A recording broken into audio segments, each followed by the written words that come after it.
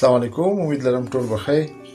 نن تاسو سره خپل کیسه شریکول غواړم چې ما په ژوند کې د ټولو نه اولنی کتاب کم یې وکتو او څنګه وکتو او د هغې زما په ژوند باندې بیا امپیکټ څه و.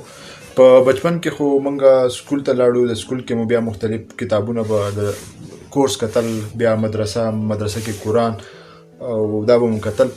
خو په ژوند کې ما د ټولو نه اول کتاب کم یې وکتلی او څنګه کتلی و.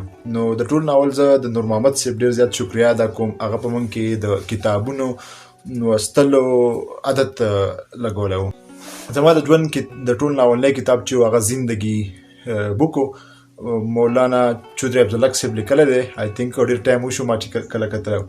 نو نور محمد صاحب موږ ته موږ نهم نه لسم کې موږ ته اردو وی او هغه موږ ته دا ویل چې تاسو داسې وکړئ چې تاسو مقابله کوئ او په هره میاشت کې به تاسو کتابونه اخلئ او کم کس چې کتاب ډېر زیات کتابونه واخلي نو هغه له به زه انعام ورکوم او تاسو چې کله کتابونه واخلئ نو تاسو زما نه دستخط پې زما نه اخلئ. نو موږ به کوشش کوو، زه او زما ملګري به موږ به کتابونه اخیستل او په هغې به هم د نور محمد صاحب نه دستخط اخیستو او کوشش به هم کول چې زه په هره میاشت کې 2 یا 3 کتابونه واخلم. دا د نهم لسم کیسه ده. نو اکثر به داسې چل کېدو چې هغه به ما ګټله، ما به میاشت کې 2 3 کتابونه واخیستل خو پوهېدم به پرې نو او سر به راته هم داسې وی چې تاسو پرې که پوهېږئ او که نه پوهېږئ خو تاسو صرف واخلئ. کتابونه به مونږ اخیستل او هغه به م د سر نه ساین کول او بیا به مې کېښودل په کور کې. پوهېدم پرې نو چې څه پکې دي څه پکې نه دي. نو ډېر زیات کتابونه جمع شو. بیا چې کله لسم امتحان مونږ ورکو او څه ورځې مونږ لبې وکړې او مزې مو وکړې او د هر څه نه فارغ شو. زه انتهایي بور شوم چې اوس په څه کوم، هغه 3-4 میاشتې چوټیانې به وې. نو ما خپل بوکس راواغېستو. اولنی کتاب چې پکې و زندګي نوم یې دی او زندګي یو بهترین کتاب دی. که چا نه یې کتلی نو زه تاسو ټول ته ریکمنډ کوم چې خامخا وګورئ او په هغې کې څه تاسو ته کوم چې په هغې کې څه دي او څه نه دي. زندگی بوک چې دی دا مولانا چودھری عبدالحق صاحب لیکلی دی او بیسیکلی دا ناول دی او په دې کې بیان کړي دي د هغه د جنت او د دوزخ کانسپټ یې پکې بیان کړی دی خو په ناول په شکل کې. نو ناول چې کله شروع کېږي لیکوال پکې هغه بیان کړي دي چې یو کرکټر دی هغه وکیل دی. وکیل اول غریبي بیا ډېر زیات پیسې وګټي او یو د ده ښځی نو چې کله دی ډېر زیاتې پیسې وګټي نو دی بیا په نشو تماشو باندې راولګي. ډېر زیات شارټ ته یم چې تاسو بور نشئ.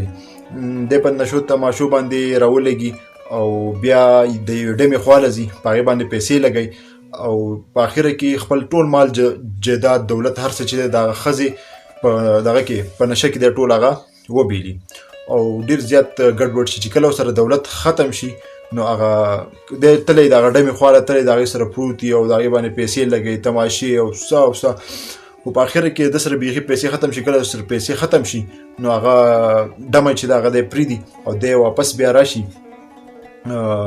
کېدای شي د لفظ ډمه زه غلط استعمالوم خو ما سره په دې ټایم کې بل لفظ نشته، بخښنه غواړم.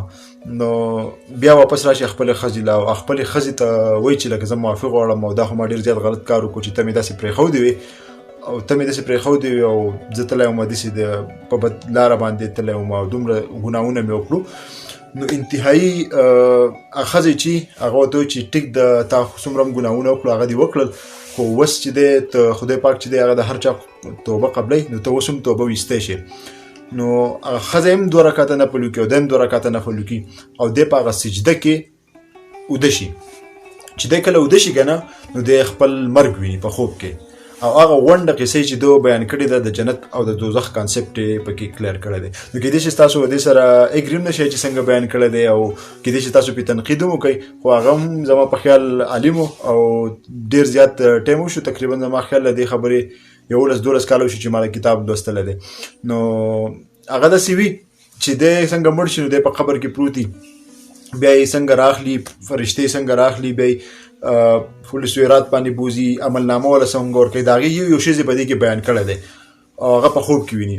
خو بیا پکې انټرسټینګ شیز دا وي چې دی په جنت کې او په دوزخ کې د مختلف خلکو سره میلاویږي او د هغو نه خبرې تپوسي چې ته جنت ته څنګه راغلی، ته دوزخ ته څنګه راغلی، ته دې ته څنګه راغلی، ستا د دوزخ او جنت څنګه دی. نو هغه سټوریونه ډېرې زیاتې مزناکې دي.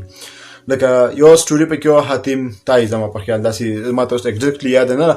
نو هغه چې وي هغه ته وایي چې ته لکه د جنت ته څنګه راغلی، نو هغه ورته وایي چې لکه او دا سټوري زمونږ د 10 په کتاب کې مو د هغې په سر باندې موږ ته سر وایي چې دا تاسو د بوک واخلئ.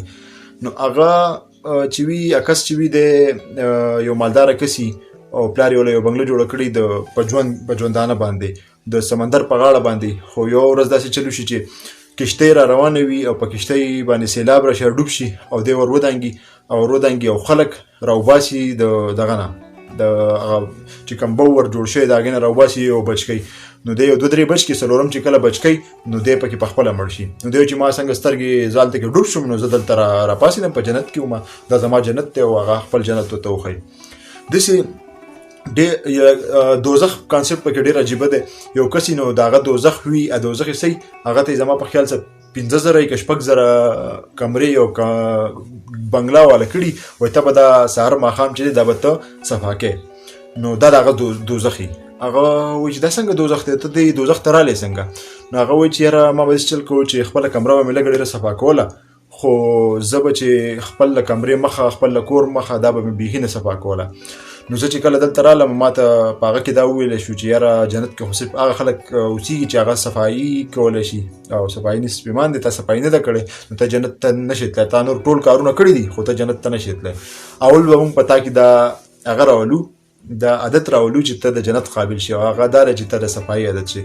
نو ما دا را کړی زما 15 کروړ او داسې سمثینګ سره هغه ورته یاد کړي کلونه ورته یاد کړي دومره کلونه زما وشو او زه دغه چې دی سهار ماښام چې دی دا زه صفا کومه د بنګله او دومره کلونه مې دومره 100 کلونه مې لا پاتې دي او چې دا کله ختم شي نو ما کې به دا عادت ډیولپ شي زه بیا اعلی جنت ته تللی شم.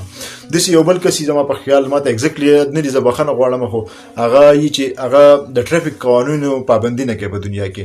نو هغه ته دا ویلی شوي چې لکه ته چې کله پولیس وي نو هغه بیا هر څه مني خو چې پولیس کله نه نو دی بیا ورټیک کوي دی دا کوي. نو هغه دوزخ ته تللی دا دوزخ داسې چې په لانګ ډرایو باندې پرېښودی چې لکه ته به صحیح لاره به اختیاروي او بغیر پولیسونه.